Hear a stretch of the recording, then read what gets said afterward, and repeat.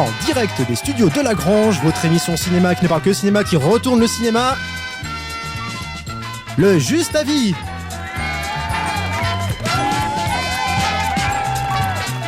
Présenté par Serge et Manu. Bonsoir, salut. Oh là là, on est en plein show télé, salut. Bonsoir à tous, bienvenue sur un nouvel épisode de Lagrange. Salut Manu, comment ça va? Ciao Serge, ça va bien, ouais, ça fait plaisir d'être de retour. Mais grave, d'être de retour encore une fois, ça fait je sais pas la combientième, la 100e fois comme on dit, comme on est revenu depuis au moins un an peut-être bientôt.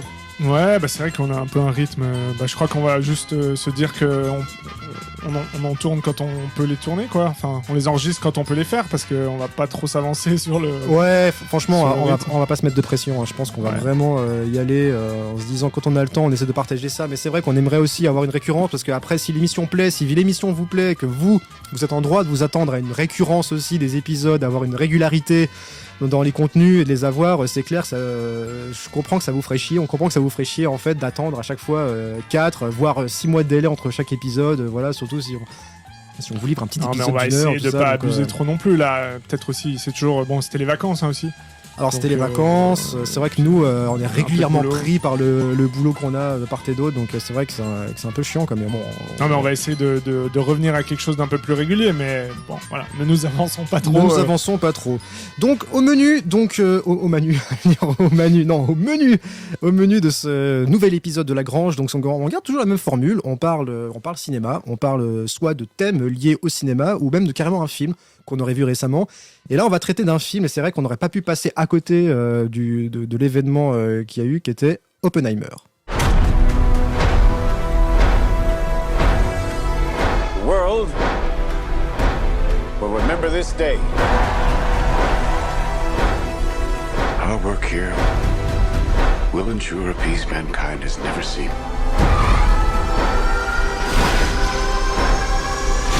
Until somebody builds a bigger one. You are the man who gave them the power to destroy themselves. And the world is not prepared. 8,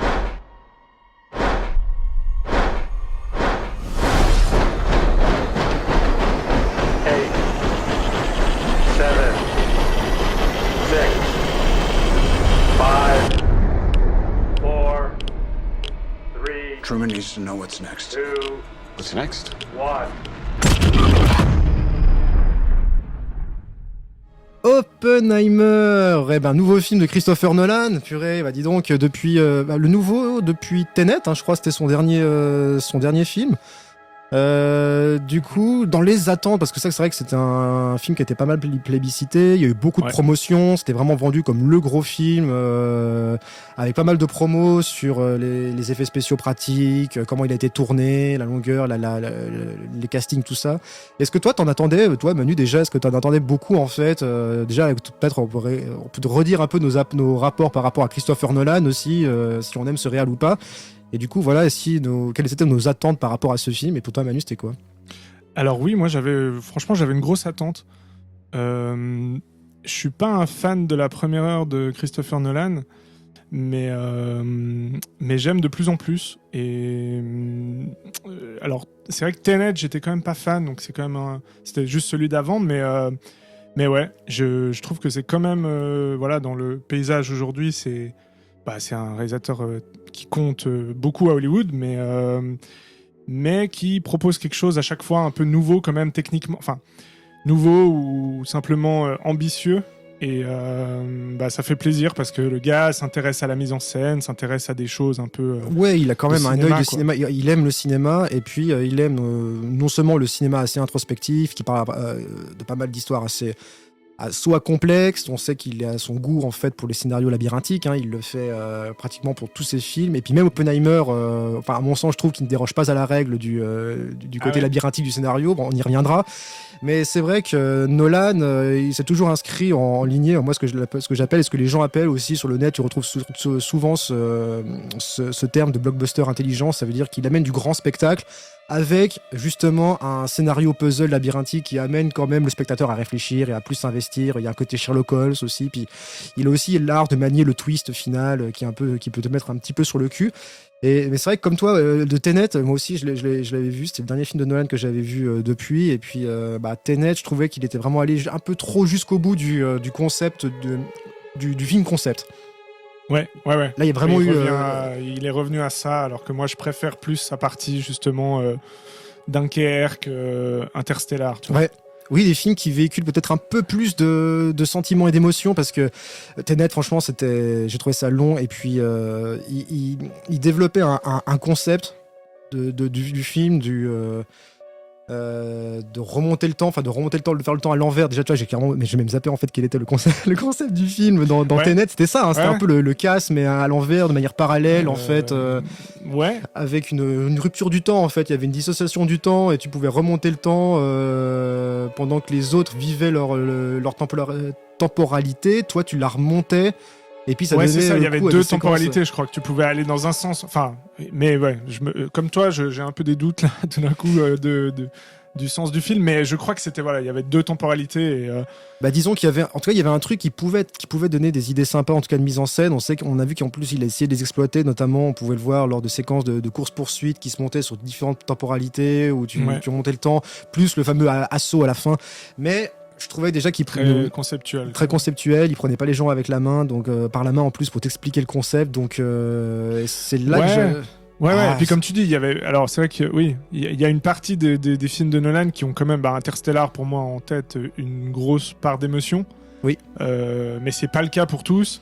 Et souvent, c'est quand même un peu un réalisateur qui peut être assez froid et justement conceptuel.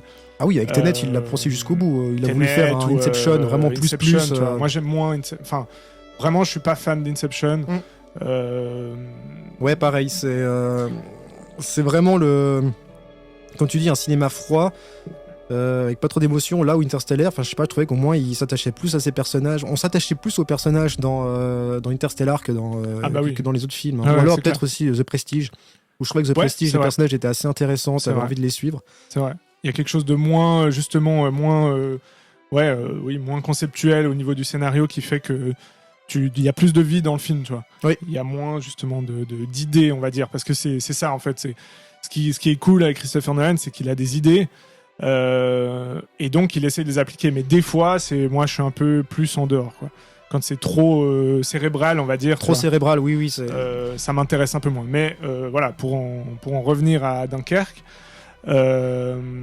C'est justement pas le cas pour moi de Dunkerque, qui n'est pas un film. Oppenheimer, tu veux dire pourquoi je parle de Dunkerque? Oui, parce que du coup, le côté historique peut-être joue aussi un peu là-dessus, voilà, avec Dunkerque. C'est que là, Nolan revient sur un événement historique, ouais, c'est donc ça. presque une biographie du coup, un biopic du coup d'un personnage qui a réellement existé. Donc, il s'agit de Oppenheimer. Donc, l'inventeur. On résume vite fait. En gros, le film traite de la vie du professeur Oppenheimer, l'inventeur de la bombe atomique, en tout cas, qui a participé au projet Manhattan, ce qui a donné naissance aux fameuses bombes d'Hiroshima, la bombe atomique. Donc ça y est, avec les recherches qu'il a effectuées, l'humanité maintenant a accès à la bombe atomique, et ce qui en découle après derrière de la dissuasion nucléaire, qu'est-ce que ça va amener après pour la guerre froide. Mais il y a du contexte historique, mais ça parle beaucoup sur sa vie personnelle, sa vie politique surtout, et beaucoup moins sa vie. On parle de sa vie scientifique en tant que scientifique, mais pas mal de sa remise en question de politique. Et du coup, le film en fait mène une enquête en fait sur lui, quoi. Oui, il y a surtout deux parties aussi. Il y a une partie clairement avant la création de la bombe atomique.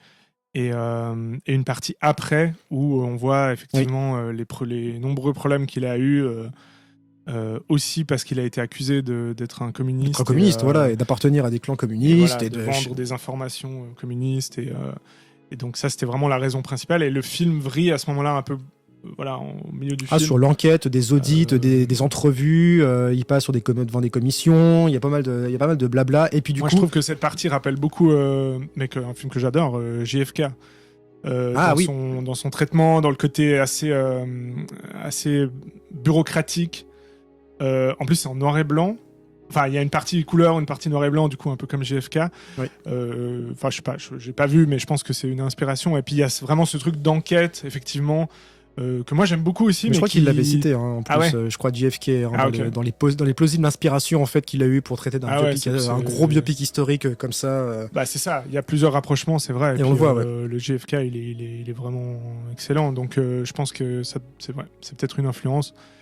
Donc Et, qu'est-ce que tu penses de la vie d'Oppenheimer contée par Christopher Nolan et son frère je crois que c'est écrit avec, Jonathan Nolan qui est Ouais. avec lui qui est avec lui au scénario. Donc mais en tout cas Nolan l'a écrit aussi, hein, ce film. Donc qu'est-ce qu'on Ouais. a pensé du coup? Eh ben écoute, moi j'ai beaucoup aimé parce que je retrouve quelque chose que voilà, je retrouve pas toujours, pas souvent au cinéma actuellement, qui est vraiment une ampleur et quelque chose un film qui raconte quelque chose, qui a un fond bah voilà, complètement réel et qui a un fond politique aussi. Et aussi bah voilà, une ambition en termes de tout en fait, en termes peut-être moins narratifs parce que ça raconte vraiment assez comment dire, c'est pas du tout à la Inception ou à d'autres films de Nolan qui essayent justement d'être assez labyrinthiques et très sur le scénario complexe, etc. Je suis pas. Bon, Ah ouais on en reviendra, mais je suis pas d'accord. Je trouve justement qu'il y a un côté très puzzle et puis qu'il n'a pas pu s'empêcher de faire son petit twist de fin, de révélation. Mais vas-y, continue. Alors peut-être, mais en tout cas, moi je trouve moins que sur les autres. Peut-être un peu à la manière de Dunkerque, effectivement aussi, mais et puis tout ça pour dire que oui, bah voilà, cette ampleur-là, on la ressent et bah, l'ambition de quelqu'un qui essaie de faire, voilà, qui essaie de faire un film à la hauteur du sujet, donc avec une intensité et qui se traduit par effectivement voilà aussi sa manière de mettre en scène. Et puis il a beaucoup parlé que comme quoi il y avait aucun effet spéciaux numérique là-dedans, enfin aucun CGI, donc c'est vrai que c'est assez impressionnant, intéressant. Alors peut-être qu'il y a eu un peu surcoté certaines cette théories, promo quand enfin, même. pas certaines théories, mais il y a effectivement peut-être qu'il y a ce qui. Moi, j'ai entendu dire qu'en fait, il y avait quand même quelques retouches, mais il n'y a aucun plan qui est composé à 100% de CGI. Or, dans tous les films aujourd'hui, il y en a des milliers de plans de CGI. Oui. Non, mais je voulais complets. dire juste surévalué par rapport au résultat final de comment tu ressens le film. Est-ce que vraiment il fallait insister là-dessus dans la promotion même vraiment d'insister alors que je peux comprendre Bah, la je démarche trouve que quand légitime il y a, de se dire quand on se bouffe des CGI en plus. Quand il cite ça, il cite pas mal aussi de mauvais exemples, de mauvais CGI dans les films qui viennent vraiment polluer en fait le cinéma. Donc je peux comprendre qu'il a envie de combattre ça en disant non, on n'oublie pas qu'il y a des choses artisanales qu'on peut le faire sans mettre une bouille numérique. C'est ça, sans dire que tous les effets. Enfin, tu vois, c'est pas une critique envers les effets spéciaux en général. Enfin, moi, je prends pas ça comme ça. Je prends plus le truc comme. Bah, j'essaie de faire un film qui respecte. Enfin, je sais pas, qui est. Ouais, il y a aussi un peu de l'invention, quoi, du respect pour un sujet comme ça, pour un scientifique, un créateur et tout. Bah, du coup, tu te mets un peu à la hauteur de ça. Et puis, comme c'était à l'époque, bah, tu vas peut-être moins mettre des effets spéciaux numériques, donc moi je trouve qu'ils te mettent, alors à quelques exceptions près, parce qu'il y a des espèces de visions qu'il a assez souvent au début, beaucoup quand on voit un peu les atomes, les trucs, tu sais, ça je trouve que c'est un peu à la Nolan, un peu ouais c'est ça, très un abstrait, un peu théorique et un peu abusé. Mais on voit que c'est du physique, tu vois. Bon, bref, ça c'est un peu des détails. Mais par contre, c'est, je sais plus comment elle s'appelle, la première explosion, donc le test. Le test dans le désert. J'ai un blanc là. De la première, du premier Bah, essai. le premier essai nucléaire ouais. de la bombe atomique, qui est effectivement pas fait, enfin qui est fait avec aucun effet, aucun CGI, donc aucune image générée par ordinateur, qui est quand même, moi je trouve hyper cool de savoir que ça a été fait réellement. Après, c'est peut-être pour les puristes, c'est vrai. Oui. C'est peut-être un détail. Trinity. Ah voilà, le projet Trinity. Le projet Trinity. C'est peut-être un détail, mais je trouve que ça a voilà, pour moi en tout cas, ça a eu son importance quand même de me dire bah, simplement comment il a fait, et puis visuellement, on voit qu'il y a quelque chose à l'ancienne presque, tu vois, une vraie explosion. Oui, il y a un truc. Donc voilà, moi toi, ça t'a un peu énervé cette. C'est pas que ça m'a énervé cette promo, c'est juste que est-ce que vraiment on doit en arriver là, en fait, à ce genre de promo pour relégitimer le bon cinéma, en fait.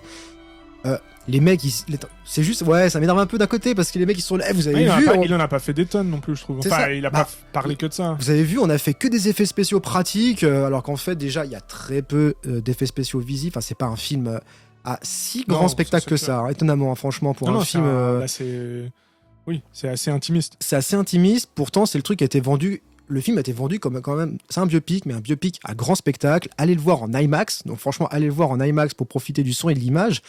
Alors, à part des grands badaboom avec des basses fréquences et puis la musique derrière qui vient encore ponctuer ça, oui, alors effectivement, tu vas avoir en IMAX pour prendre ça, mais après, visuellement, c'est bon, quoi. Je pense que c'est... Mais en fait, on devrait commencer. T'as aimé le film, toi, ou pas? Alors, oui et non. Je pense que ça va justement avec ces deux parties qu'on a évoquées, en fait. Je trouve qu'il y a une partie... tout le film m'a pris jusqu'à l'essai du projet Trinity, et je trouve que le film... il va vite, mais dans le bon sens. Je trouve qu'on est vraiment emporté avec le personnage. Même ces premières séquences, là tu disais, ces séquences de rêverie, de délire sur les atomes, très abstraits, mais je trouve que il y a une intense, ça part direct avec ça.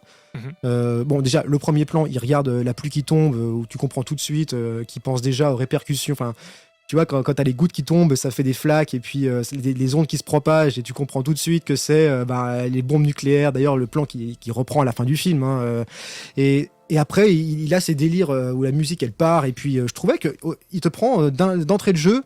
Ah ouais, d'accord, on va en prendre plein la gueule. Et je trouve que ça marchait superbement bien, surtout on évoquait tout de suite les délires scientifiques du mec, l'excentricité du personnage, tu vois, dès sa jeunesse, tu vois, tu sens qu'il était un peu différent. Et moi, j'adore ces histoires de personnages un petit peu en marge des autres. Ça marche très bien avec les artistes, mais ça marche très bien aussi avec les scientifiques. Et c'est ça qui fait justement, ça c'est les génies, tu vois. C'est souvent des connards, c'est souvent des mecs qui prennent les gens pour de haut, ils sont excentriques et tout ça, mais ils ont le génie, tu vois.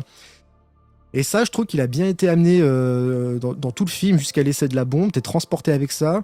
Après, les effets spéciaux, moi, je me suis pas du tout attaché sur les effets spéciaux. Moi, c'est plus la dimension de mise en scène qui est vraiment là. Et là, je te rejoins sur le fait que dans un paysage de cinéma comme on le vit en ce moment, où putain, on se tape quand même pas mal de merde. Et puis, t'as l'impression que les gens ont perdu toute notion de savoir comment on fait un film, mais de base, même pas un film compliqué, mais comment on fait un base. J'ai l'impression que la plupart des réalisateurs et des productions, des boîtes de production, ont perdu les outils ou le manuel de base de comment on fait un film, quel que soit le genre. Et d'aller voir un film comme Nolan, bah oui, c'est la promesse, c'est vrai, c'est la promesse que quand tu vas, quel que soit son sujet, le mec, va savoir te caler les plans, il va savoir exploiter le décor, il va savoir gérer la lumière, et ça, je trouve que ça marche très bien, autant dans les noirs et blancs que dans la lumière en couleur. Les plans, quand ils se baladent dans le désert, tu prends ton ampleur, c'est clair que quand tu le vois arpenter le désert pour repérer le prochain site, du coup, où ils vont construire ce camp pour faire les essais, t'as la caméra qui s'envole, et puis tu vois ça en IMAX, c'est clair, t'as des beaux plans comme ça. Et toute cette première partie, voilà, j'étais emballé, et après, effectivement, t'as atteint ce point culminant, en plus, je trouve, avec le dernier montage, au moment où le compte à rebours, tout le monde se met en place et tout, ils vont larguer la bombe. Je trouve qu'il y a une intensité elle est trop bien, dans ce compte à rebours. Tout le monde se met en place, et moi rend j'aime. un petit hommage à 2001 d'ailleurs. Oui, Je c'est pense, juste, parce ouais, que- il y a aussi, ça c'est indéniable. Mais je trouvais que moi j'aime bien quand il y a plein de gens sur un projet. Ça bouge Ouais, et puis partout. tu vois le résultat. Et tout le monde un s'implique. payoff. Et puis, c'est un peu comme si t'avais l'équipe de tournage qui accouchait de la bombe. Paf, la bombe, c'est Oppenheimer, c'est le film, tu vois. Ouais, ou les films de braquage où ils préparent quelque chose et puis à la fin il y a le braquage. Exactement. Et il y a ça, une je sorte de trouve qu'il satisfaction. il le fait très bien parce que Nolan, il a quand même l'art du montage. Hein. Il sait quand même monter un film. C'est pas un manche, loin de là. Hein. Franchement, on peut le reprocher d'être froid ou ce que Non, tu et veux. puis il croit en ce qu'il fait aussi. Simplement, tu Et vois, il y a ce il a truc la de- passion complète. Hein. Ouais, ça... C'est ça, il se donne à fond et alors voilà, il a comme n'importe quel auteur, il aura un style, il aura ce truc que on peut ne pas aimer. D'ailleurs, Mais j'entends au moins, il a beaucoup son de style. mauvaises critiques de gens qui aiment pas Oppenheimer. Du coup, on y reviendra sur peut-être si on justement comment les gens ont perçu aussi le film. C'est intéressant de savoir quelles seraient du coup les critiques et puis non loin de l'idée de juger. Hein, on va pas vous juger sur ce que vous pensez, mais c'est intéressant de savoir ce que les gens aussi ont pensé. Mais c'est vrai qu'il y a pour moi il y a deux Christopher Nolan quoi. Inception, Et Dunkerque, c'est radicalement opposé pour moi. Et je trouve que moi, je suis vraiment beaucoup plus Dunkerque. Pourtant, la première fois que j'avais vu, j'étais un peu mitigé. Et j'ai revu, et là, j'ai revu pour la 3e fois. Et j'aime de plus en plus. Et je trouve qu'il y a vraiment ce... Moi, je trouve mais il y a moins ce jeu sur justement le scénario tortueux et cette espèce d'artifice un peu qui... Je critique pas ceux qui aiment Inception, il n'y a pas de souci. Mais voilà, je trouve que c'est un peu artificiel pour peu de choses. Alors que là, Dunkerque et tout, ça vient aussi, c'est vrai que ça vient aussi simplement par la nature du sujet, puisqu'il raconte l'histoire vraie de Robert Oppenheimer. Toute la promo a été faite sur la gravité du sujet, sur le truc très... Ouais, mais ce qui défendait comme ambitieux. point de vue... alors, du coup, je termine juste, du coup, la fin du truc. On arrive justement au point culminant, et après, et ben effectivement, tu vois donc ce montage de la bombe, magnifique, l'explosion, du coup voilà, ça y est, maintenant on tient, et là il rend très bien aussi cette sensation où tout le monde dans des silences, dans des regards perdus de maintenant on détient la bombe atomique, c'est putain, qu'est-ce qu'on a entre les mains là, on a une faculté de détruire le monde, il flippe. Et il y a cette scène absolument juste bluffante de peur, où tu vois les 2 camions qui chargent chacun la bombe, enfin celle d'Hiroshima et de Nagasaki, et puis tu les vois partir, et puis tu sais que voilà, ces 2 trucs-là vont larguer, et puis ils vont tuer des milliers de personnes. Et voilà, Mais ça, il y a un truc excellent, moi je trouve, à ce moment-là, c'est que si tu veux, il y a toute la première partie du film où c'est la création de la bombe atomique, donc c'est son projet, il y a quelque chose il monte une équipe, c'est vrai qu'il y a vraiment ce côté film de casse en fait. Ouais. Il monte une équipe de professionnels, c'est des scientifiques, c'est pas des braqueurs, mais c'est à peu près la même chose. Ah oui, et c'est ça, oui, les séquences je recrute, constitution de l'équipe, tu retrouves ça, même dans les vieux films comme les 7 mercenaires où il faut constituer son équipe, et tu vas voir chacun qui est spécialisé dans son domaine, là il y a chaque scientifique du monde entier, parce qu'il y en a plein qui viennent d'Europe, qui viennent d'ailleurs pour...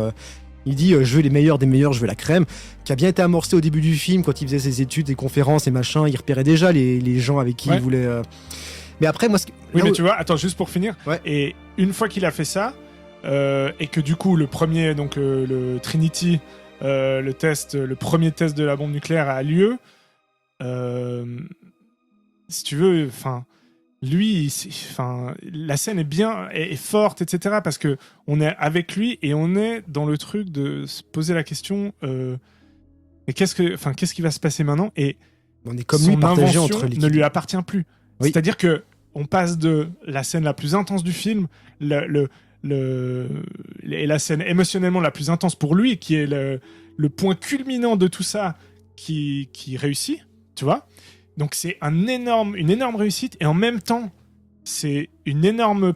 c'est horrible. Ah, mais c'est l'accouchement. Et c'est les deux en même temps. C'est le baby blues de l'accouchement. C'est que le mec, il est tellement préoccupé en fait par la frénésie de savoir ce qu'on peut faire techniquement. Tu vois, il faut réussir, faut faire des essais. Ah ouais. Et à aucun moment, c'est un scientifique. C'est ça. Et à aucun moment, il a le recul. Et pourtant, des alertes à plusieurs reprises lui ont été faites par des amis, même comme Einstein, comme d'autres, qui lui ont dit putain, les gars, on vous préparait un truc de mort. Son ami le plus fidèle qui disait qu'il voulait pas participer au projet parce qu'il lui disait non mais écoute, je veux dire, tu te rends compte qu'on va faire un truc qui détruit le monde. Moi, je veux pas participer à ça. Et l'autre, il est là, mais en gros, mais qu'est-ce que tu fais chier ? C'est l'Amérique qui est en jeu, c'est nos droits. Donc le mec, il est complètement à côté. Et là, dès qu'il a largué le truc, comme tu dis, le point culminant. Et là, maintenant, il prend le recul. Ça lui appartient plus, donc il a plus... Mais tu passes de cette scène tellement intense en gros, à la voiture, la camionnette qui part avec une autre bombe atomique. Et lui, il regarde comme ça. Et lui, il regarde comme un con. Et le film passe dans une deuxième partie, en gros. Et à ce moment-là, lui apprend, comme tout le monde, par la radio, quoi, que la bombe a été larguée. C'est ça. Il est tellement plus... Il est plus dans le truc. Il est plus informé, il est plus du tout dedans. Ils l'ont complètement mis à l'écart. Maintenant, lui, il a fait il a réussi sa création. Et maintenant, ça appartient au gouvernement et ça lui appartient plus. Mais je trouve que cette scène, cette transition est tellement d'une violence qui glace le sang et voilà, ça fait partie de ces scènes comme ça, de ces moments très forts où tu te poses la question, et lui se pose un peu constamment la question de est-ce qu'il faut continuer ça pour la science, ou est-ce qu'il faut juste simplement prendre conscience de qu'est-ce que ça veut dire, et du coup énormément de morts et donc voilà. Mais ça, tu l'as pendant un bref instant, et c'est là que je trouve où le film m'a perdu, c'est que très vite après, on en revient tout de suite à ses enquêtes au côté politique en fait de sa vie. Là où personnellement, moi j'aurais préféré que le film se concentre plus sur lui et peut-être plus l'aspect scientifique, l'aspect fou en fait de cette aventure. Et là, j'ai trouvé que le film a peut-être essayé d'en faire un petit peu trop, et c'est pour ça que je l'ai trouvé trop long. Et je pense que c'est pour ça que la plupart des gens aussi, une des critiques, c'était que le film est quand même long. Mais long, tu le sens quand même. Tu le sens sur la deuxième partie parce que, en gros, ils reviennent du coup sur son appartenance politique, sur sa possible trahison. Donc en fait, il y a plein. Oui, parce qu'il a été accusé d'être un communiste et d'avoir. Oui, d'avoir vendu des secrets parce que. Voilà, parce que c'est quoi, son amant ou sa première femme, je sais plus, était oui, alors communiste. il a côtoyé des communistes, ça c'est sûr. Son frère aussi appartenait à des mouvements communistes. D'ailleurs, ça a fait grand bruit quand il a voulu l'engager sur le projet. Les gars, voilà. Mais ce qu'il y a, c'est que moi, ça m'a perdu parce que on aurait pu s'arrêter à cette scène en fait où tout le monde l'applaudit, puis il commence à péter un câble, tu vois, et puis ça a fait l'effet d'une bombe atomique, ces applaudissements, tu vois, où tout le monde est content. L'Amérique est limite, ça part limite en orgie, tu vois, à un moment donné, tellement ils sont satisfaits du projet qu'ils ont fait. Et là, et je trouve que c'est très bien. Et après, attends, on va vous rajouter 1 heure de blabla sur un montage parallèle de plusieurs séquences. Et c'est là que je trouve le côté puzzle, parce que du coup, on te ramène des scènes du début du film qui au début du film étaient placées comme ça avait aucun sens, et ça c'est très Nolan de te placer des scènes au début du film qui n'ont rien à faire là, mais quand t'arrives à la fin, du coup il te les ressort et puis il te refait le puzzle à la fin, puis là tu comprends le truc, en fait c'était pour ça. Tout ça en fait pour aboutir du coup à cette commission d'enquête avec fomenté par Strauss, le personnage de Strauss incarné par Robert Downey Jr. qui au demeurant, moi je trouve fait un super taf d'acteur. Franchement, ça faisait longtemps que je l'avais pas vu comme ça. Ah ouais, il y a un taf de maquillage, il y a un taf d'interprétation du personnage. Franchement, il est vraiment à fond dedans, il est excellent. Il est vraiment à fond dedans, mais là du coup, est-ce que vraiment on avait besoin d'avoir ce twist? C'est moi qui ai fomenté ce coup contre Oppenheimer. Je trouve que ça, tu le savais. Enfin, moi, je savais pas, et je trouve que c'est vraiment important, tu vois. Ouais, mais ça, plus la bombe, je trouve qu'il y a un trop-plein, en fait. Il y a un petit trop-plein dans le film, quand même. Et c'est là que... Ouais, je vois ce que tu veux dire, parce qu'effectivement, c'est plus... Oui, ça change un peu de style aussi. C'est plus bureaucratique et tout, c'est plus voilà, peut-être un peu moins émotionnel. Le gars, il m'a embarqué tout de suite avec la bombe atomique, et puis l'essai, et puis machin, puis après, faut digérer tout ça. Et moi, je trouvais que le film pouvait se conclure là-dessus, parce que tu venais de vivre un moment fort d'excitation, et c'est ça qui est génial, parce qu'il met à l'épreuve le téléspectateur, parce qu'il est excité avec eux, tu vois, pour cette bombe, puis finalement, tu dis... Ah non, putain, mais c'est horrible, en fait. Oui, mais... Et après, derrière... Non, attends, attends, pars pas. Il y a encore autre chose. Non, mais là... Là, c'est bon, j'ai vécu mon moment. Pour moi, ça, tu peux pas éviter ça, parce que c'est le contrepoint, c'est comment dire, le côté négatif de ce qu'il a créé. Il y avait l'euphorie au début, il y avait ce côté-là. Non, je trouve que ça sort complètement en fait du personnage d'Oppenheimer. Après, il y a plus Oppenheimer. Après, c'est un blablabla. Strauss, c'est très centré sur Strauss. Okay. Parce que du coup, pendant toute la première partie du film, tu suis Oppenheimer. Ouais, t'es vraiment de son point de vue. Et deuxième partie, t'es très du point de vue de Strauss. J'ai fait ce coup. Le mec, il s'est foutu de ma gueule lors d'une conférence, je sais plus quand. Et du coup, je vais le faire payer. Et là, t'es dans un autre film. Je trouve. Oui, c'est une autre partie, clairement, presque comme un autre film. Et du coup, c'est là que ça tirait un peu en longueur. Et je pense qu'à mon avis, Nolan, enfin personnellement, je pense que Nolan aurait dû faire un choix au niveau de l'angle de ce à quoi il voulait s'attaquer. L'homme, politique, scientifique, contexte politique de l'époque aussi. Enfin, ça fait quand même beaucoup de choses. C'est vrai que c'est un gros morceau. Ça brasse beaucoup. Bah oui, mais tu m'étonnes. Mais là où il a pas là où tu vois, on comparait à JFK, énorme gros film, ça dure aussi 3 heures. Il y a c'est énormément de blabla. D'ailleurs, c'est que ça. Il y a de la mise en scène, mais ça parle beaucoup. Il y a une longue séquence de procès à la fin, mais justement ça c'est le point culminant que tout le monde attendait, tu vois. C'est comme si après la scène du procès de JFK, on te rajoutait 30 ou 40 minutes de film sur l'après, tu vois, comment on t'a essayé de te baiser, je sais pas quoi, sur les trucs, tu vois, ça fait un anti-climax en fait, je sais pas. Oui, mais franchement ça me dérange pas, parce que déjà s'il y avait pas, je trouve que ça manquerait. Parce que le film serait pas complet. C'est tellement important de raconter aussi les déboires qu'il a eu après par la suite, les trahisons, les petits coups bas par jalousie qu'on fait alors qu'on parle de choses qui nous dépassent complètement. Et puis il y a ce truc très humain en fait. Enfin, Oui, en fait, j'ai l'impression que en disant ça, la deuxième partie est vraiment l'inverse de la première, tu vois. Tout ce qui avait de l'importance au début n'en a plus, et on parle de... Voilà, c'est beaucoup plus...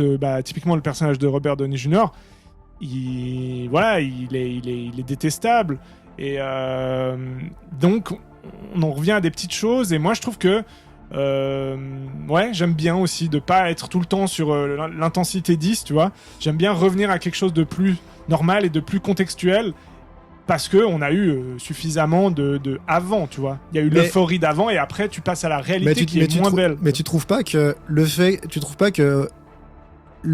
fait qu'il a amorcé déjà cette rivalité Strauss-Oppenheimer au début, parce qu'on voit dès le début du film, ils se rencontrent, c'est même tout le début, ça commence par là. Mais malheureusement, c'est tout de suite très vite passé à l'as pour se concentrer sur Matt Damon et le personnage de Matt Damon, donc ce général qui demande à Oppenheimer il nous faut une bombe, machin. D'ailleurs, Matt Damon qui est juste alors les acteurs sont exceptionnels, hein. On jouent peut parler tous, des acteurs, effectivement. Donc le rôle principal, c'est Cillian Murphy, qui est vraiment excellent, hein. Excellent, qui physiquement s'est donné pour ressembler au personnage, donc c'est vrai, il il a s'est perdu amaigri, beaucoup de poids, il a une tête de quoi, qui s'est de malade qui a le cancer ou je sais pas quoi, et puis de gars qui s'en veut, on sait pas, il a tout le poids du monde sur les épaules, on dirait. Il y a ce truc vraiment très... Oui, puis d'une arrogance quand même. Le mec, justement, toute la première partie du film, le mec, il est d'une arrogance sans nom, tu vois. Il défie l'autorité, il envoie chier les militaires. Non, c'est comme ça que je l'entends, machin. Oui, et puis en même temps, on sent qu'il raconte un peu son... Enfin, je pense que, voilà, il me semble qu'on voit quand même qu'il a une certaine estime de lui aussi, qu'il aime raconter son histoire, et qui... Enfin, il y a un truc comme ça où il contrôle un peu l'image, tu vois, le style qu'il a aussi visuel, enfin, avec son chapeau, avec sa pipe, etc. Je crois que c'est une pipe. Ou je sais plus ce qu'il a, mais en tout cas, il me semble qu'il fume tout le temps une pipe. Ou... Il a vraiment des espèces de codes, donc oui, il y a quand même ce côté-là aussi. Il se sent quelqu'un d'important. Je pense qu'à un moment donné, il parle avec Einstein, et il y a un entretien avec Einstein, et il a ce truc d'ampleur. Je pense qu'il aimerait bien être à la place aussi de personnages aussi importants. Donc c'est ça qui le motive à... Enfin voilà, c'est tout ça en fait qui mais c'est aussi simplement l'envie d'être célèbre dans un sens. Je pense qu'il y a aussi cette envie-là. Oui, la reconnaissance, la renommée scientifique, et puis la renommée auprès de tous. Mais ça, c'est parfaitement interprété par Cillian Murphy. Ouais. Et puis Matt Damon, comme tu disais. Matt Damon dans le rôle du... Trop bien. Matt Damon, de toute façon, il a toujours... pas revu comme ça. Ouais. Alors lui, il arrive très bien à cerner les Monsieur Tout le Monde américains, hein. La dernière fois que j'avais vu un gars un peu comme ça, c'était dans Stillwater, avec Ami Cotin, là, quand il enquête sur essayer de faire innocenter sa fille là, à Marseille, là, en France, et puis il incarne le mec du Midwest, il l'incarne superment bien, un peu bourru, très monolithe, tout ça. Et là, il incarne le bourrin de service américain, très emprunté. De toute façon, je pense que le jeu d'acteur de Matt Damon est plus à prouver, hein. C'est des mecs comme DiCaprio aussi, c'est des mecs là, au bout d'un moment, ils peuvent pratiquement tout jouer, tu vois. C'est pas pour rien que d'ailleurs que les grands, même Nolan le reprend plusieurs fois sur son projet. On l'avait déjà vu dans Interstellar, qui jouait très bien aussi. C'était un peu la petite surprise d'ailleurs à cette époque-là, parce qu'il n'était pas mis au générique, il n'était pas en promo, Matt Damon, pour Interstellar. Et là, tu disais, putain, mais c'est... Tu sais, quand ils ouvrent le caisson et puis ils voient les scientifiques, putain, mais c'est Matt Damon, c'est fou! C'est vrai. Et du coup, grosse palme quand même à Robert Downey Jr., moi je trouve. Et Robert Downey Jr., donc, incarne Levi Strauss. C'est ça? Non, pas Levi Strauss, mais Strauss. Strauss. Je sais plus son prénom. Qui a lui aussi, bataille d'ego, qui a aussi lui envie de faire sa place, qui veut se faire sa place, et puis qui a été Lewis. Ouais, peut-être Levi Strauss. Levi Strauss, ouais. Je sais pas comment on dit, mais celui qui faisait des baskets. Non, je sais plus. Ils faisaient pas des jeans. Ah oui. Non, mais c'est pas. Non, mais ça n'a rien à voir, je pense. Non. Ah oui, vous savez les gars, parce que ça se trouve c'est avec un V, là c'est Lewis. Non, mais il y avait ce truc parce que voilà, il veut pas qu'on se souvienne de lui comme un fabricant de vêtements ou de chaussures, et puis il veut montrer qu'il est plus que ça. Donc c'est pour ça qu'il a voulu se hisser au Congrès. Et puis il a été un peu moqué par Oppenheimer, et puis du coup il l'a pas supporté, et puis il a bien décidé de se venger un jour ou l'autre. Et puis ça, effectivement, donc déjà maquillage pour Robert Downey Jr. vieilli. Moi je l'avais pas revu comme ça depuis Zodiac, quoi. Genre Oui. investi et genre le personnage, tu vois plus le, Bah oui, parce vraiment qu'on- tu vois plus On te l'a l'acteur. vendu, on te l'a vendu en Tony Stark dans tous les films qu'il a fait depuis Iron Man. Hein, Ben, est-ce qu'on le voit ailleurs maintenant? Plus trop, hein, Bah, je crois. il y avait ce film, tu sais, Le Juge, avec Robert Duval, et puis Ok. qui est juge, et puis son fils, il a plusieurs fils, dont Robert Downey Jr. qui est avocat, et puis il y a une affaire où son père, bah, qui est juge, est accusé de meurtre, etc. Et puis il va défendre son père au tribunal Ok. et tout ça. Et là, bah, t'as l'archétype de Tony Stark. Tu vois ce mec, il fait des blagues, il est beau gosse, il a tout réussi, c'est le rebelle rocker. T'as l'impression, il dragouille partout, il se fait des meufs partout. Le mec, si oui, bah, ça va, c'est Tony Stark. Quoi. Dans Sherlock Holmes, c'est Tony Stark. Oui, il y a ce truc un peu, voilà, de qui lui colle à la peau, dandy, quoi. effectivement, de gars de second degré et tout, qui fait des blagues. Un playboy de Bon, second il degré. est comme qui- ça, je crois, en fait. Il doit être comme En ça. vrai. Oui, il doit être comme ça. Mais du coup, il est pas comme dans ce film-là. Non, là, Il y a vraiment, il y a vraiment une intensité là aussi dans son jeu et un sérieux, quoi, qui. ah oui, et c'est là que tu trouves qu'il a bien interprété le personnage, parce que moi, je vois l'homme politique, je vois le personnage plus que Robert Downey Jr. Et Ouais, là que c'est ça. On oublie que c'est Robert Downey Jr. Ouais. Ça, c'est vrai. Donc franchement, bien. Les personnages féminins, les actrices ne sont pas déméritées non plus. Celle qui incarne, c'est Emily Blunt, qui incarne la femme d'Oppenheimer aussi, je crois, qui joue cette rentre dedans avec son passage magistral quand elle se fait interroger par la CIA ou je sais plus quoi. Puis en gros, elle les envoie chier parce qu'elle est en posture de femme forte comme ça, parce que on voit, elle regarde son mari qui est assis à côté, puis qui baisse les bras, qui a pas la force en fait de se battre contre tous ces bureaucrates, tout ça, parce que lui, il est sur un autre problème. Le mec, il est dépité, et puis bah sa femme, non, à plusieurs reprises, elle est là, mais putain, ils vont pas vous faire chier, on va leur montrer qui c'est qui a des couilles. Donc en gros, voilà, dans le couple, c'est elle qui a les couilles, avec cette belle scène où elle apprend que elle s'est fait cocufier un peu par Oppenheimer parce qu'il est allé revoir son ex, et puis du coup, il y a cette scène, mais maintenant, puis voilà, puis elle le moralise en disant, mais baisse pas les bras, maintenant il faut affronter ça, et puis relève-toi. Enfin, elle porte vraiment un rôle très fort, quoi. Ouais, non, c'est vrai qu'il est femme forte et femme importante dans la vie de Oppenheimer. Et puis, je sais pas si on l'a dit, mais en fait, la deuxième partie, qui est une partie un peu plus procès, c'est un procès, c'est très étrange. Parce qu'en fait, c'est un procès entre quatre murs. Il y a Dans une pauvre petite 3-4 pièce, gars contre lui dans une petite pièce, parce que justement il voulait éviter il voulait éviter que ça fasse trop de bruit, donc faire un truc public, etc. C'était hors de question.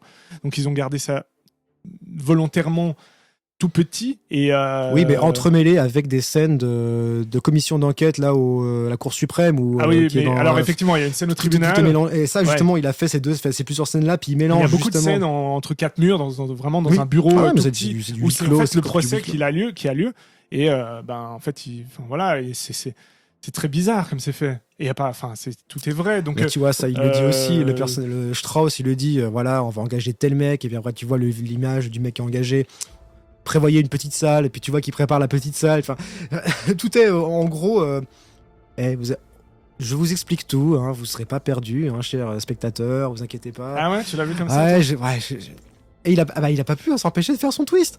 Et moi, je retrouve en fait ce qu'il a essayé de faire dans le Prestige, rivalité de deux mecs. Moi, j'ai l'impression que c'est vraiment la même structure que le Prestige, où à la fin du Prestige, t'avais l'entourloupe de Oui. Christian Bale. Maintenant, t'as l'entourloupe de Strauss. Tu l'avais pas vu venir, hein, que c'est moi qui t'ai fait cette connerie. Puis l'autre, il dit, mais tu l'as pas vu venir qu'en fait les gars ils sont derrière moi. Enfin, Oui, alors là où je peux te suivre, c'est qu'il y a toujours un truc chez Nolan qui, moi, m'empêche d'être à 100% comme un auteur que j'adore. C'est ce côté un peu petit malin, c'est vrai. il faut qu'ils mettent les gens sur le cul de manière Voilà, il y a- très un petit très peu cérébrale, tu vois. scénaristiquement, ouais, c'est vrai. en tapant du coude en disant maintenant t'as vu tout le puzzle là rassemblé, hein, t'es sur le cul, hein, je dis. Et ouais, il a pas pu voilà, encore une fois il a pas pu s'en empêcher, Oui, quoi, ça c'est vrai, mais ouais, là je suis un peu d'accord avec toi. Mais n'empêche, reste quand même un putain de grand film. Ça fait plaisir, tu vois ça en IMAX, tu vois ça sur un grand écran, ça redonne envie d'aller Un film qui raconte quelque chose, un film qui a une ampleur. Hein.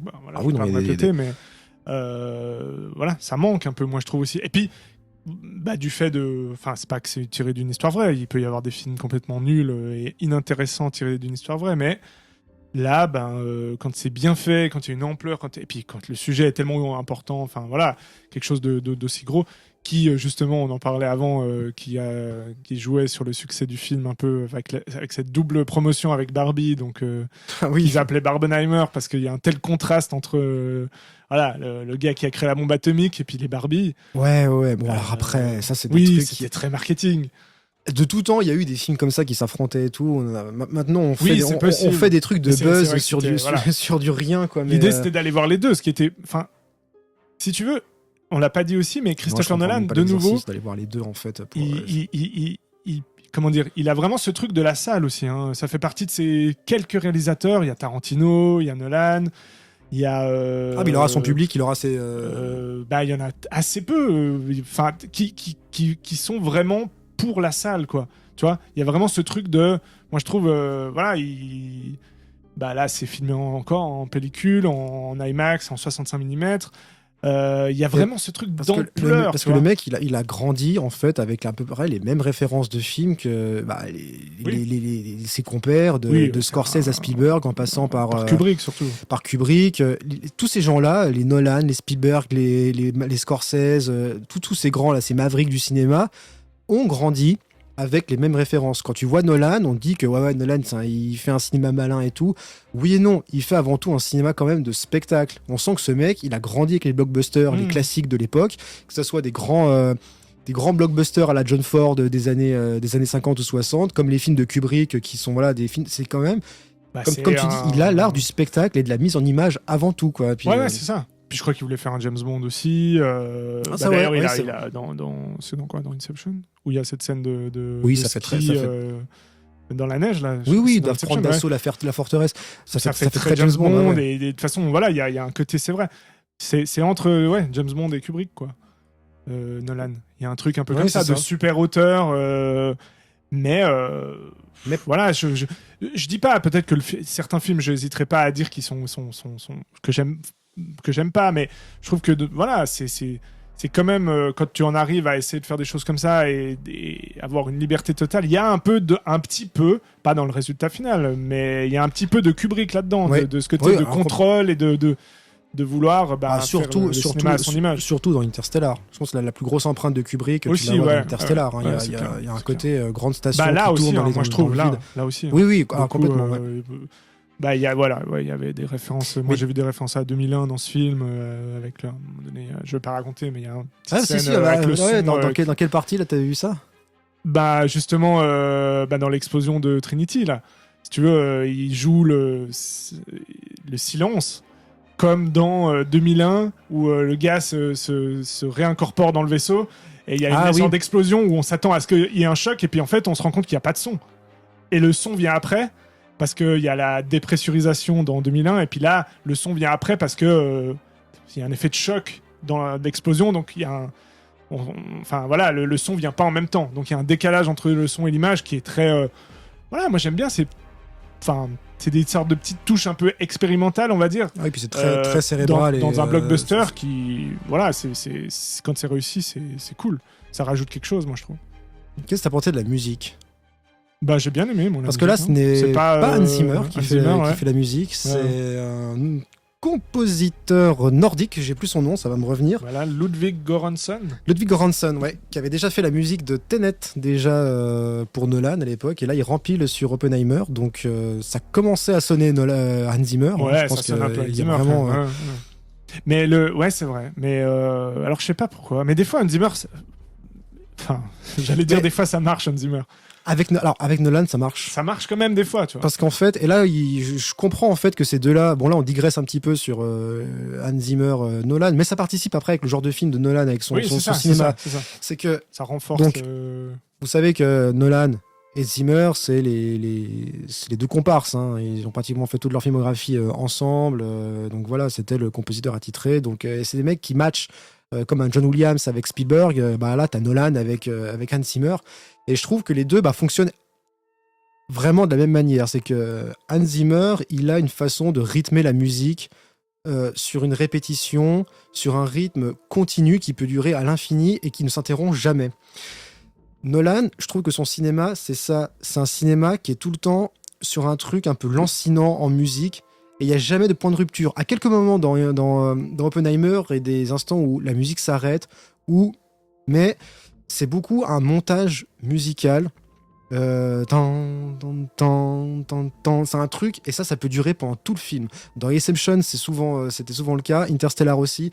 Dans les Batman aussi, il y a beaucoup ce truc de. T'as l'impression que.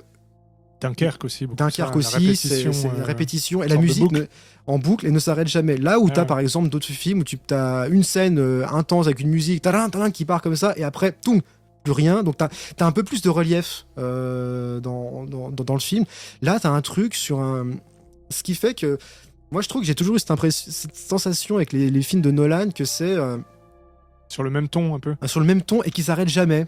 Oui, c'est vrai que des fois, c'est trop... quand les personnages parlent et tout, en termes de musique, il y a toujours un tapis sonore. Un tapis sonore, ce qui fait que le film défile. Ça va à une vitesse. Hein. Le film, c'est... Oui, mais un peu trop des fois. Un peu trop rythmé ou un peu trop justement clipesque, quoi, presque. C'est ça, le personnage rentre avec une musique, il y a une scène de dialogue en musique, après plan suivant, on passe sur un autre truc, sur la même musique. Mais je trouve que là, il y avait un peu plus, ou en tout cas, alors j'ai eu l'impression qu'il y ait un peu plus de silence, justement, un peu plus de césure, mais... de légèreté, enfin, tu vois, de minimalisme, et c'est pas uniquement typiquement Dunkerque, c'est un peu, voilà, il y a quand même beaucoup, enfin, on dirait qu'il y a toujours ce clic là de l'horloge dans le fond, avec une espèce d'intensité où t'es là, attends, mais calme-toi 2 secondes, tu vois. Oui, non, mais je trouve que des fois ça mériterait d'avoir un peu plus de relief, des fois de s'envoler sur un truc, un truc d'intense, et après, et ça redescend, pause. On peut laisser du silence. Et après, ça repart sur un truc, tu vois. Non, c'est... Ouais, mais tu vois, la deuxième partie, par exemple, elle est déjà plus comme ça aussi. Il y a plus ce truc d'intensité sonore un peu, tu vois, qui est en crescendo. Ouais, mais moi, je trouve qu'il y a une régularité timing de coupe dans le montage de Nolan qui est presque mathématiquement trop régulier. Je sais pas, moi, ça m'effraie. Enfin, non, ça m'effraie, c'est fort de dire que ça m'effraie. Ouais, je vois ce que tu veux dire. C'est un peu carré, quoi. Ça m'angoisse de régularité, de timing. T'as l'impression que... Bon, à mon avis, on fait l'expérience. C'est pas le cas. Mais si tu chronomètres les coupes, la durée des coupes, elles seront toutes là. Ça se trouve, elles durent toutes 5 secondes, tu vois. Bon, on exagère, mais. Ouais, je vois ce que tu veux dire. Ce qui fait il y a un truc un peu mathématique. Mathématique de film. Et ça, c'est depuis le Prestige, même avant, depuis Insomnia, avait déjà ça. Ah ouais, Insomnia, le Prestige a beaucoup bien. Ça aussi sur du. Bah, tu vois. Ah ça, ouais, mais alors, ok. Ouais. Oui, je vois. Et ça peut durer pendant tout le. Mais ça participe complètement avec le cinéma. C'est pour ça que. Bah, je trouve qu'il y a ce truc de. Oui, bon, alors c'est vrai que ça appuie le fait que c'est dramatique. Et des fois, voilà, encore une fois, il y a des trucs qui l'ont fait un peu trop, moi, je trouve. Il est des fois un peu trop malin. Il en fait un peu trop. Il a pas. Voilà, je suis pas à 100% non plus. Je vois des petits défauts, des fois, des trucs qui me sortent en me disant, bon, ben, ça me plaît un peu moins. Mais. Ouais, mais ça dépend le degré, peut-être. Et du coup. Des fois, il le fait pas tant que ça, tu vois. Enfin, il se calme un peu sur ce truc-là. Et puis, il y a des films qui le font et qui pourtant sont bien. Dunkerque, c'est vraiment très mathématique, moi, je trouve. Ouais, moi, je trouve trop régulier. Trop, effectivement, il a ce truc. Oui, ça manque de... Je vois tout à fait ce que tu veux dire. C'est vrai que c'est ça qui me dérangeait au début. Et puis après, je me suis dit, mais en fait, non, mais ça participe au... tu vois, il y a vraiment ce truc de contre la montre dans ce film, mais... Voilà, c'est un peu appuyé aussi, donc... Si on pouvait vous donner un exemple d'un réalisateur qui serait à l'opposé de ça, bah, tu peux avoir... Bah, même un Spielberg, si on veut reprendre un peu le blockbuster. Oui, on tu voit pas les ficelles. On voit pas les fils. Ouais, ou alors t'as pas. Pourtant, il y a des notes. John Williams, quand il fait sa musique, il y a beaucoup de notes, c'est machin. Mais t'as toujours des. Rien à voir. T'as toujours du relief. Ça s'arrête brutalement, puis ça repart. Puis hop, t'es pris par un contre-coup, en fait, ce qui fait que t'es sans arrêt. T'es dans un truc où c'est un peu. Mais ça, c'est la musique, un peu dynamique. Que tu critiques plus que le montage. Le montage aussi. Oui, il y a beaucoup plus des fois des. Et ça, tu peux prendre du Indiana Jones, comme tu peux prendre du Munich. Oui, ou comme bien sûr, c'est peut-être plus varié. Et c'est pour ça contrasté. Et c'est pour ça que j'étais toujours intéressé, je serais toujours curieux de savoir ce qu'aurait donné le Interstellar par Spielberg, parce qu'à la base c'était Spielberg qui devait le faire. Et du coup, ouais, j'aurais été assez intéressé de voir. C'est marrant, je savais pas ça. Ouais, c'était Spielberg qui devait le réaliser. Okay. D'où le truc vraiment très aussi beaucoup plus émotionnel. En tout cas, quand c'était sorti Interstellar, c'était le film le plus émotionnel de Nolan. Complètement, mais je pense que Spielberg aurait fait aussi un truc comme ça, beaucoup sur les mots. Non mais le côté émotionnel, puis sa peur du temps dans Interstellar, je trouve qu'il la véhicule très bien. Et je trouve ça très, très beau et triste aussi, ça marche bien.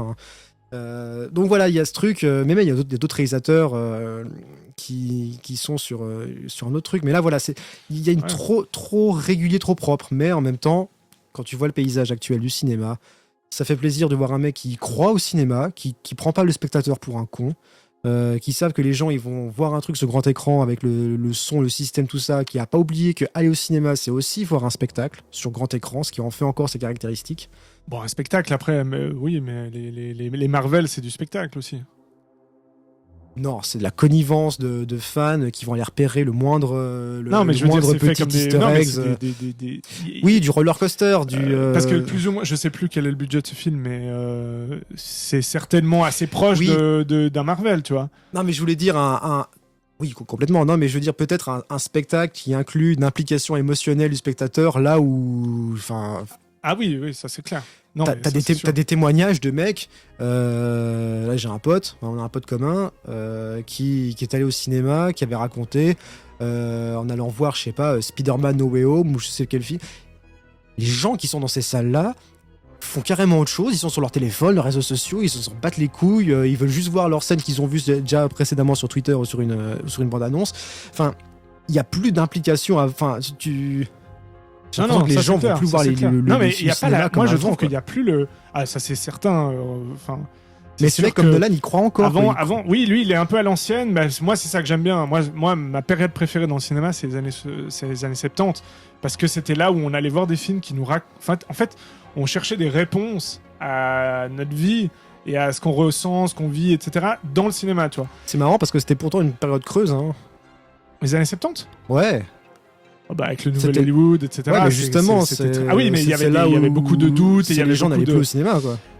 Bah, peut-être, mais en tout cas, quand ils y allaient, le cinéma était important, tu vois. Il y avait un truc où ça devait non seulement raconter. Enfin, c'était moins raconter l'histoire que raconter le monde, un peu. Il y avait ce truc de, tu vois, voilà, on en sort après un film Bon, il y a le avec quelque contexte chose en aussi. plus. Non, mais évidemment. Il y a le contexte Mais que... pour dire que lui, je dis pas qu'il est comme ça, mais en fait, l'époque est tellement plus la même du tout non plus, hein, ça c'est clair. Mais en face de lui, il y a effectivement, bah voilà, il y a Marvel, il y a des choses comme ça qui font des blockbusters qui est à peu près le même budget. Donc, Moi, je pense qu'il est plus Euh, simple. Il est plus simple que ça, Nolan, dans ce qu'il recherche à faire comme cinéma. Je pense que ce qu'il recherche à faire comme cinéma, il s'apparente plus à du cinéma plus des années 80. Là où le cinéma des années 70 était plutôt soit contestataire ou assez basé sur des thrillers d'espionnage où tu comprenais que les gens avaient plus foi en l'Amérique et puis du coup bah, tu le voyais dans des ouais, mais les années 80, d'affaires c'est de au contraire complot. le succès, le période Ouais, Reagan, mais je trouve etc. que, tu vois, je trouve que Nolan est... il y a ce au truc niveau comme ça spectacle et de tout, optimiste. Ouais, mais je trouve qu'il est un peu plus comme ça. Ah Nolan. ouais Alors, moi, ok, je, moi, je vois le- pas du je tout le comme ça. je le catégorise. Regarde Insomnia, enfin tous les films en fait, mais même pour regarder les plus petits, tu sais, Insomnia, des films comme ça, même Le Prestige. Enfin, Oui, mais il a des tropes il a ce de truc, blockbusters de- d'après de- années 70. de- Il a un truc, même tu vois dans les Batman. Je dis pas qu'il défend pas des choses, qu'il remet pas en question son contexte, pessimiste, son moi, je côté. trouve. Ah non, je trouve pas. Ah ouais, ok. Ah, pas d'accord. tant que ça. Ok. Ah ouais, tu trouves Bon, tu trouves, oui. ouais, qu'il a un cinéma Mais- pessimiste Bah, au même titre que ça a pu être un peu dans le cinéma du Nouvel lui est Hollywood pessimiste. Donc je trouve que son cinéma est voilà, il est pas optimiste. C'est pour ça aussi que je le rapprocherais plus de ce cinéma-là, tu vois, d'un cinéma qui veut. Mais C'est marrant parce politique, que- non, par contre. c'est marrant parce que- Je dirais pas politique. Là. C'est marrant parce que peut-être à part alors Oppenheimer où tu sens le côté très positif. D'ailleurs, c'est assez étonnant. parce que- Positif. Non, pessimiste. Ah. J'ai dit positif. Ouais. Ouais. Alors du coup, son côté, ouais, du coup très très pessimiste. Ah oui, non, c'est positif. Mais moi, je suis comme Toi, t'étais Cameron. voir Barbie en fait. Moi, je suis comme ouais. Ah putain, c'est ça. Tu t'es trompé. Ah, je me disais Tu t'es putain, trompé, elle porte pas le chapeau. Pourquoi? Enfin, c'est pas le même chapeau. Ah putain, je me suis fait avoir. Ouais, c'est parce que c'est en Pourtant, noir et blanc en fait. Si c'était en couleur, ce serait rose. Ah oui, c'est ça. Mais moi, si c'est en noir et blanc, je vais pas le voir le film. Tu vois. Non, mais ce qu'il y a, c'est qu'est-ce que je voulais dire? James Cameron. Comment t'es arrivé à James Cameron? Ah non, parce que juste James Cameron, moi je suis comme James Cameron, j'aimerais faire péter une bombe nucléaire. Non mais rien à voir. Non, c'était dans ce côté positif, je trouve que les personnages ou les histoires qu'il défendait dans Interstellar, dans Inception, c'était toujours des personnages positifs qui arrivaient toujours à un but positif. Alors le contexte peut être dark, hein, tu vois, Interstellar, c'est l'humanité qui est en crise, mais il est hyper optimiste le film, hein. Quand même sur un espoir, on retrouve une planète, il finit quand même. Interstellar, ouais, peut-être un peu plus. Ouais. Inception, pareil, c'est que bon, Inception, encore une fois, il veut laisser ce fameux plan du doute à la fin, voilà, pour t'embrouiller et puis. Mais ça part quand même. Je trouve pas que ce soit si pessimiste que ça, même s'il remet toujours en question des trucs contextuels, tu vois, des trucs d'un peu d'attentat post-11 septembre qu'il a mis dans ses Batman, comme. Exactement, Batman, c'est un bon exemple. C'est pas. Ouais, mais je trouve qu'il défend. Oui, mais c'est con parce que tu vois, en tant que pessimiste, il a pris quand même un personnage qu'il essaie de placer comme un symbole d'espoir en fait. Et puis je trouve qu'il l'a jamais détérioré Ah oui, dans non, sa mais trilogie. il est peut-être pas non plus dépressif, hein, mais. Ouais, mais tu vois, c'est là où. Je mettrais plus du côté, voilà, plus du côté sombre de l'humanité. Enfin. Ouais, là j'exagère un peu, mais voilà, tu vois ce que je veux dire. Plus lumineux aux côtés d'un. Ouais. Moi je trouve plus aux côtés d'un Indiana Jones qu'un truc 3 jours, d'ailleurs, 3 jours du Condor des années 70, hein, tu vois. Ouais, ok. Ah ouais. En plus, moi je trouve on parle d'Oppenheimer. S'il y a bien un film qui fait très complot et 3 jours du Condor et tous ces films des années 70, oui, ou JFK ou JFK, c'est celui-là, tu vois. Mais le style est différent, tu vois. Un JFK réalisé dans les années 90, je crois qu'il a été fait dans les années 90. Par Oliver Stone. Bon, on connaît bien le mec contestataire et puis qui est à fond sur le complot, qui dénonce même pas mal l'Amérique avec ce qu'il a fait dans son cinéma. Mais qu'est-ce que ça aurait donné des films comme ça réalisés dans les années 70, tu vois. Je pense pas que ça aurait la même approche. Enfin, moi, je pense que c'est un mec plus dans le cinéma plus moderne qu'on connaît là, ou alors les films qu'il a appréciés avant. À mon avis, ce mec. Je pense que c'est surtout un. Enfin, pardon, je te coupe, vas-y. Alors. Là, je sais pas, on pourrait toucher à est-ce qu'on se questionnerait sur gamin ou ado. Ça serait intéressant. Et ça, je pense que si on arrivait à interviewer Nolan, moi, je lui poserais la question, gamin ou ado. Mais ça, je pense qu'on peut retrouver. On peut très facilement retrouver dans les multiples interviews ou biographies sur Christopher Nolan quel genre de film ou de cinéma il regardait. Déjà, oui, mais non, mais il est déjà, c'est un grand fan de Kubrick, rien que ça déjà. Bah voilà, mais Kubrick, c'est de la mise en scène et du spectacle. Oui, non, mais bien sûr, le mec qui va te citer, putain, moi, mon truc, c'était, à mon avis, il était plus porté par 2001. Est-ce que ça a imprégné au niveau de l'image, du son, de ce mélange-là qui fait que cet art est du cinéma, plus que peut-être un film plus introspectif ou plus... Ah non, mais ça, c'est clair qu'il a le côté spectacle, mais peut-être que ce que tu dis, c'est aussi simplement son côté un peu, tu vois, dans le monde actuel, et il est pas bête, etc., commercial, on va dire, simplement aussi des contraintes qui font qu'il met pas le potard, enfin, tu vois, il y a un truc un peu où la fin peut sauver, ou pour revenir un peu plus positivement, on va dire. Mais moi, honnêtement, ça m'a peut-être étonné. que c'est pas tous les films. Mais bon, c'est vrai que là, en parlant d'Oppenheimer, tout le ton, le film, etc., et il peut pas en être autrement. Mais c'est quand même plutôt dans la partie sombre. Hein. Et du coup, en gros, pour les gens qui seraient non connaisseurs ou non fans de Nolan, est-ce qu'on pourrait recommander du coup d'aller voir Oppenheimer s'ils l'ont déjà... Pour ceux qui aiment pas Nolan? Non, pas, ou même qui ne suivent pas en fait, qui vont en bons spectateurs, juste se dire tiens voilà, je vais voir un biopic sur Oppenheimer, tu vois, parce que oui, c'est ça, parce que c'est un biopic. Donc c'est un biopic, les gens avant de voir un film de Nolan aussi. Voilà, donc est-ce qu'on pourrait leur recommander? Est-ce que toi tu leur recommanderais le film quand même? Ah bah à fond, moi non, mais je recommande à fond. Même ceux qui aiment pas trop Nolan, hein, ou moi j'en faisais un peu partie. Et de plus en plus, voilà, là de nouveau, ça m'a bien réconcilié avec lui. Mais sans non plus être... voilà, j'ai toujours un truc qui fait que... je sais pas comment dire, je suis pas non plus... je donne pas un 10 sur 10, tu vois. C'est marrant parce qu'on est arrivé à la note justement du film. Ça fait très bonne transition. Non mais les gens peuvent aller le voir, même s'il faut juste qu'ils soient prêts à... Je dirais 8,5 sur 10, tu vois. 8,5 ? Ouais, je donnerais ça aussi, ouais, un 8,5 sur 10 parce que honnêtement, ça reste du cinéma, c'est quand même toujours... c'est suffisamment intéressant justement. En plus, ce qui marche bien, c'est un contexte très intéressant, enfin que tu peux suivre, tu vois, c'est comme l'assassinat de JFK dans les années 60, les trucs de guerre froide, de trucs post-guerre, ça marche super bien, et puis là la bombe atomique, ouais, complètement, donc c'est clair. Non, et puis voilà, et puis non, mais voilà, on l'a déjà dit, hein, l'exploit quand même de cette explosion de la bombe atomique. Moi, je me demandais quand même avant comment il allait faire, simplement, parce que de dire allez voir mon film, il n'y a pas de CGI, alors qu'il parle de la première bombe, de la première explosion atomique, t'es là, bon, ok, mais en ça, fait, tu vas pas pouvoir l'exploser pour de vrai. Donc, comment tu vas faire? Donc, voilà, moi, il y a un petit challenge. C'est vrai que j'ai été assez pris par ces histoires. Toi, peut-être Ah moins. ouais. mais- Alors moi ça m'a complètement moi aussi hein, j'étais pris par la promo. Alors attends, est-ce qu'on va aller voir du coup ces fameux plans sans CGI effectivement, est-ce que Après, c'est Mais des je trouve- explosions, hein, donc Ouais, on mais en ça- faisait à l'époque. c'est un C'est faux juste moi que c'est un retour un peu en arrière, quoi, un truc un peu artisanal. Ouais, se fait mais plus. je trouve qu'en même temps c'est d'une discrétion. Enfin, Oui, je vois pas mais c'est pourquoi ça en que j'aime fait bien, on- on c'est le- que c'est pas, il y a pas énormément de plans comme ça, et puis ils pourraient pas les faire de toute façon. Ah bah alors c'est la promo. peut Alors faire, c'est alors c'est plus tout le tapage qui a été fait autour de ça parce que franchement honnêtement. Ouais, mais dans après un film comme ça, quand un film te, oui, bah c'est le jeu de la promo aussi. Il faut trouver franchement, un. le truc aurait été fait un en angle. full, le truc aurait été fait en full CG. T'aurais pas Déjà, vu de j'aurais pas différence. vu la différence. Non, À mon avis, c'est un truc pour faire Enfin, parler de lui, si. pour faire parler du film. Non, Si. t'aurais pas fait la, non, t'aurais si pas vu la t'aurais vu, différence. parce que tu vois pas Et les le- mêmes plans. Non, je te jure. Ah si. Tu vois qu'il y a si, un si. truc un peu. Enfin, moi en tout cas, j'ai eu. Alors peut-être que ça joue que je le savais, mais tu vois qu'il y a un peu le truc des plans qui sont moins parfaits, tu vois. Moins. En fait, quand il y a un CGI, tu peux préparer ton plan comme tu le veux. Comme tu l'entends, hein, que ce soit un plan large, je sais pas, la proportion, etc. Alors que là, c'est moins contrôlé, tu vois. Tu sens qu'il est plus dépendant d'une caméra.